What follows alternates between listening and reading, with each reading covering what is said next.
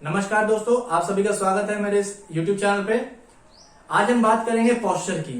Posture क्या होता है तथा सही पोस्चर के क्या फायदे होते हैं और कौन सी पोस्चरल डिफॉर्मिटीज होती हैं जो हमको पता होनी चाहिए और जो हमको फिजिकल एजुकेशन में पढ़ाई जाती है या फिर हमको पढ़नी चाहिए। तो आइए वीडियो स्टार्ट करते हैं और आज का टॉपिक स्टार्ट करते हैं।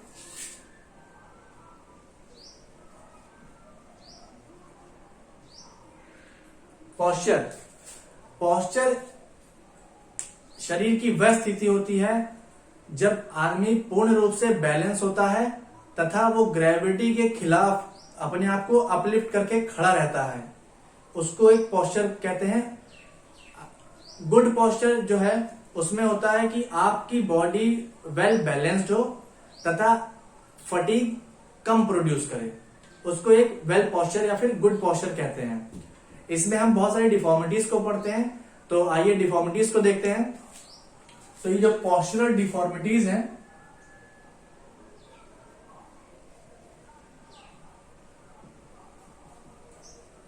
पोस्चरल डिफॉर्मिटीज इसमें आपका आ जाएगा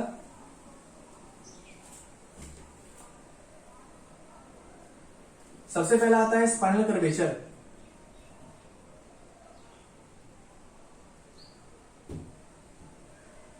स्पाइनल कर्वेचर से आप समझ रहे होंगे कि ये स्पाइन से जुड़ी हुई है, यानी मेरुदंड जिसको कहते हैं हिंदी में। स्पाइनल कर्वेचर हो गया।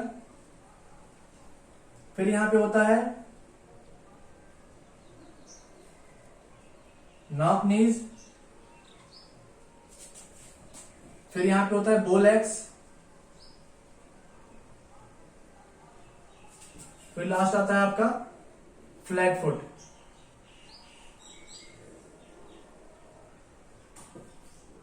अब इसी में स्पाइनल कर्वेचर में नीचे आपके 3 पार्ट्स होते हैं, जिसमें पहला पढ़ेंगे हम काइफोसिस, स्कोलियोसिस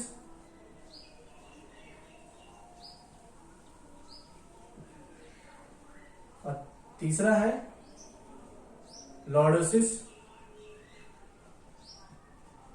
और एक चौथा आता है राउंड शोल्डर्स।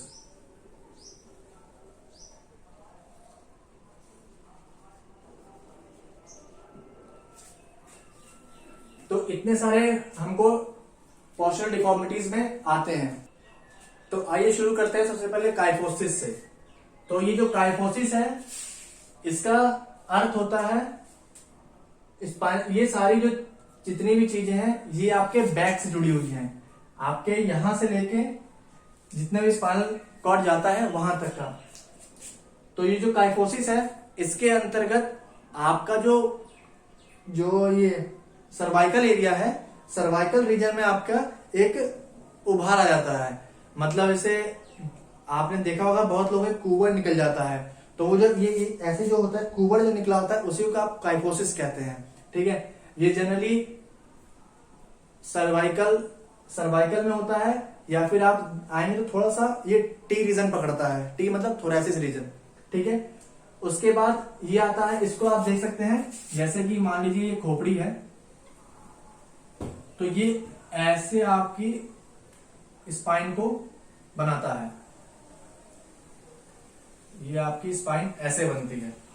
ठीक है,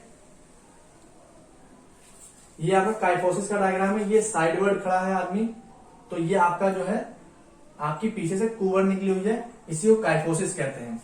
दूसरा आता है स्कोलियोसिस। जब आपका वजन ज्यादा होता है या फिर कुछ डिफॉर्मिटीज के कारण आपका जो स्पाइनल कॉर्ड है वो एस आकार का बन जाता है। जैसे कि ये स्पाइनल कॉर्ड हो गया,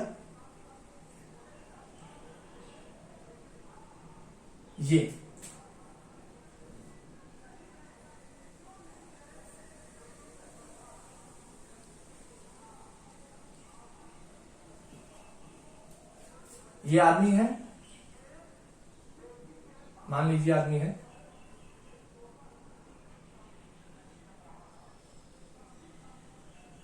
तो इसकी जो ये स्पाइनल कॉर्ड है ये आपकी ये फेस आपकी तरफ है, तो इसका जो कर्वेचर है ये आपका एस शेप में है। तो ये आपकी जो डिफॉर्मिटीज है स्पाइनल कॉर्ड की, इसको आप स्कोलियोसिस कहते हैं। ठीक है, नेक्स्ट आता है लोडोसिस। लॉर्डोसिस में क्या होता है, ये एक विकृति है जब आपका लोअर लंबर रीजन, जो स्पाइनल कॉर्ड का एल सेक्शन है, लंबर रीजन, जब लंबर रीजन इनवर्ड डायरेक्शन में यानी अंदर की तरफ उभरी हुई होती है, उसको लॉर्डोसिस कहते हैं। जैसे कि यही जो सिस्टम है, सेम इसी आदमी में देख लीजिए, जब ये आगे की तरफ होता है, स्पाइनल कॉर्ड जब ये आगे की तरफ मुड़ती है, ये चीजें, ये पेट हो गया, ठीक है, और ये आपका पीठ हो गया, तो ये पीठ के ऊपर एक काइफोसिस हो गया, ये यहाँ पे लॉर्डोसिस हो गया, और ये आपका स्कोलियोसिस हो गया। अक्सर प्रेग्नेंट लेडीज को लॉर्डोसिस की ज्यादा शिकायत होती है, क्योंकि जब बेबी बम्प होता है या फिर जब आप बेबी कैरी करते हैं, तो उसका जो वजन है वो आपके कमर में पड़ता है, और आपका कमर जो है वो आगे की तरफ निकल जाता है, जिससे आपका जो लंबर एरिया है वो एक कर्व, इनवर्ड कर्व बनाता है। अगर आप उस पर ध्यान नहीं देते हैं तो प्रेगनेंसी के बाद भी वो एक डिफॉर्मिटी के रूप में रह जाता है। तो लेडीज में ज्यादा देखा जाता है लॉर्डोसिस। और काइफोसिस तो ये एक कुबड़ है, जैसे आप गलत पोस्चर में सोने से या फिर कुछ गलत हैबिट्स की वजह से आपका ये, जैसे जो बहुत ज्यादा लंबे लोग होते हैं वो सीधे होकर नहीं चल पाते हैं, तो थोड़ा झुक के चलते हैं, तो यही झुक के चलना नियमित रूप से जब होता रहता है साल दर साल, तो ये एक अपने आप में कुबड़ बना लेता है, तो उसको आप काइफोसिस कहते हैं। और स्कोलियोसिस जो है ये एक विकृति होती है जब बच्चे का ऊपरी शरीर थोड़ा भारी होता है और उसका जो वेट है ग्रेविटी के खिलाफ थोड़ा अधिक पड़ता है, तो चूंकि छोटे एज में हड्डियां नाजुक होती हैं तो वो आपको नीचे की ओर दबाती हैं, तो हड्डियां हैं वो आपस में अपना रास्ता मोड़ लेती हैं, जैसे नदी अपना रास्ता मोड़ती है या फिर जैसे सांप चलते हैं, ये वैसा कुछ हो जाता है, ठीक है। उसके बाद आता है राउंड शोल्डर्स। राउंड शोल्डर्स में क्या होता है कि जैसे आपने देखा होगा कि बहुत लोगों के एक तो कुबड़ निकलना होगा वो स्पाइन में होता है, राउंड शोल्डर्स जो होता है वो आपके कंधे जो है ये ऐसे झुके होते हैं, ठीक है। तो राउंड शोल्डर्स को ही जो है मॉम पोस्चर भी कहा गया है। मॉम पोस्चर मतलब माँ का पोस्चर, क्योंकि आपने देखा होगा कि जब माँ अपने बच्चे को दूध पिलाती है तो वो ऐसे झुक के पिलाती है, तो इसीलिए उसको मॉम पोस्चर कहा गया है राउंड शोल्डर्स को, क्योंकि राउंड शोल्डर में भी आपके कंधे जो है वो आगे की तरफ झुक जाते हैं, ठीक है। तो काइफोसिस को जो है हम्प बैक या हंच बैक कहते हैं। इसको दूसरे नाम से अगर जाना जाए, डायग्राम में डाल देते हैं। काइफोसिस का जो दूसरा नाम है उसको कहते हैं हम्प बैक या हंच बैक। हम्प का मतलब समझते हैं, हम्प होता है कुबड़, जो ऊंट के ऊपर होता है, ऊंट के ऊपर के कुबड़ को हम्प कहते हैं। तो जब एक कुबड़ है तो उसी को हम्प बैक यानी बैक के ऊपर कुबड़, ठीक है, इसी को हम्प बैक या हंच बैक कहते हैं। उसके बाद आपका आता है राउंड शोल्डर्स, इसको आप कहते हैं मॉम पोस्चर। कई बार क्वेश्चंस में आ जाता है, कई बार क्वेश्चंस में आता है कि hump back is example of, तो आपको पता होना चाहिए कि हम्प बैक किसको कहते हैं, काइफोसिस को कहते हैं, ठीक है। राउंड शोल्डर किसको कहते हैं, मॉम पोस्चर को आता है, क्योंकि कभी कभी क्वेश्चंस में ये आ जाता है और ये पूछा होता है, ठीक है। तो आपने ये तो पढ़ा होगा, ये तो पढ़ा होगा, लेकिन ये आपको आना चाहिए, उसके जो अल्टरनेट नाम्स है, ठीक है। तो उसके बाद देखते हैं हम नॉक नीज को, इसको रब कर देते हैं थोड़ा सा। उसके बाद आता है नॉक नीज, जिसको कहते हैं नॉकिंग नीज। इसमें क्या होता है कि आपके जो घुटने हैं वो चलते समय आपस में टकराते हैं, जो आपका फीमर और टिबिया फिबुला होता है और जो बीच में आपका पटेला है यानी जो जॉइंट सेक्शन है वो थोड़े से इनवर्ट होते हैं, ठीक है। जैसे कि आपको मैं डायग्राम से समझा देता हूं, ये आपके कूल्हे की हड्डी हो गई और ये आपका पैर जो है ये ऐसे आता है और ये ऐसे बाहर की तरफ निकलता है,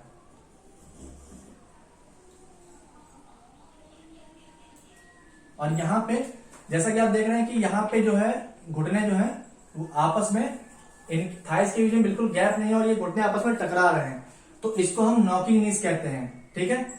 और जैसा कि आप लोग जानते हैं, मेडिकल में जो आर्मी की या फिर जो सेनाएं की या डिफेंस की जो मेडिकल्स होती है, उसमें जो नॉकिंग नीज होती है, इसको डिफॉर्मिटी माना गया है और इसके लिए आपको मेडिकली अनफिट मान दिया जाता है। तो इसको ध्यान रखेंगे। नॉकिंग नीज को एक और नाम से कहते हैं, इसको कहते हैं जेनु वेलगम। कई बार क्वेश्चन में आया है कि व्हाट इज जेनु वेलगम। तो जेनु वेलगम का अर्थ है नॉकिंग नीज, ठीक है। उसके बाद आते हैं बो लेग्स पे। बो लेग्स का मतलब, बो का मतलब क्या होता है? बो मतलब धनुष, ठीक है। धनुष ऐसे होता है ना,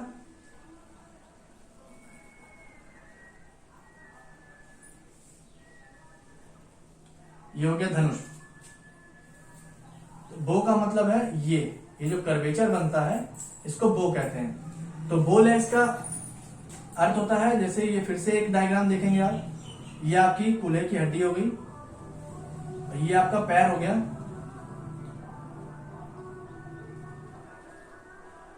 उसके बाद यहां पे आपके घुटने हो गए, उसके जो आपका टिबिया वाला एरिया है, ये आपका कुछ ऐसे जाता है।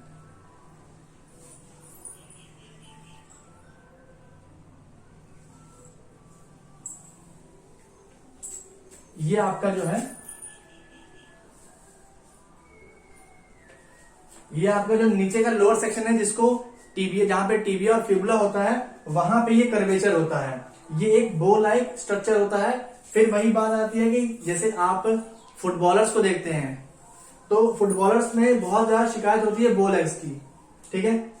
उसके बाद जैसे जो थोड़े से वजन में भारी लोग होते हैं, उनका भी वजन सहते सहते पैर जो है वो थोड़े से बाहर अंदर की तरफ कर्व हो जाते हैं और उनके में अंदर ये बो लेग्स की शिकायत होने लगती है, ठीक है। इसको हम एक और नाम से जानते हैं, जिसको बोलते हैं जेनुवेरम। अब इन दोनों में थोड़ी सी कंफ्यूजन आती है कि जेनु वेलगम क्या है और जेनु वेरम क्या है। तो एक छोटी सी ट्रिक है जिससे आप समझ सकते हैं।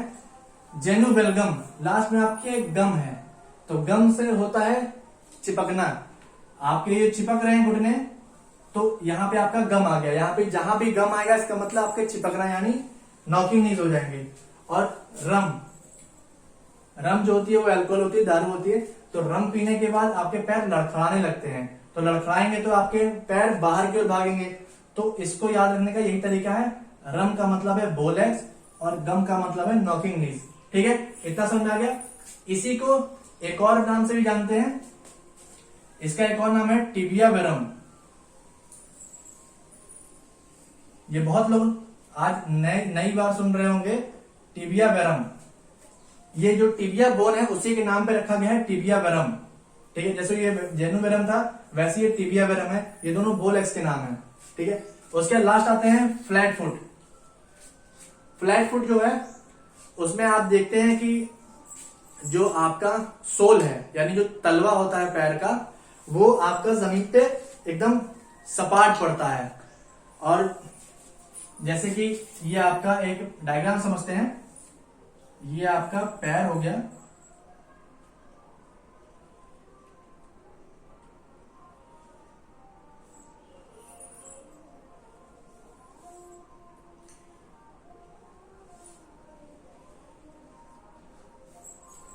ये जो है ये आपका पैर हो गया। तो ये जो फुट है ये फ्लैट फुट है, इसने जमीन को पूरी तरह से टच कर रखा है। लेकिन जो एक नॉर्मल फुट होता है वो कुछ इस तरह से होता है।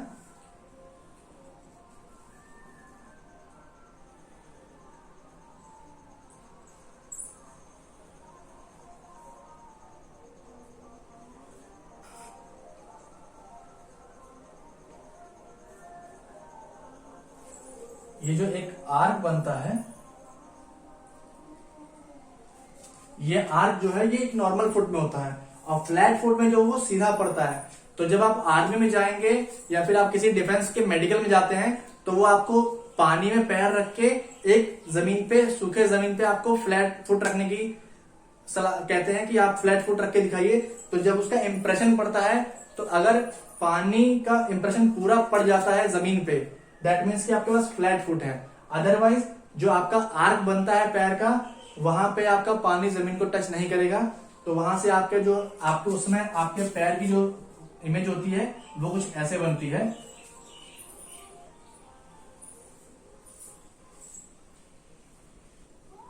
ऐसे। तो ये एक नॉर्मल पैर का फुट होता है।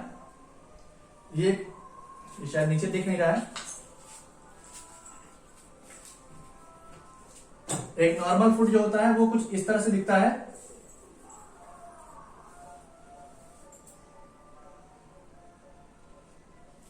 ऐसे। और जो फ्लैट फुट होगा वो पूरा फ्लैट हो जाता है, वो आपको फिर ऐसे दिखता है।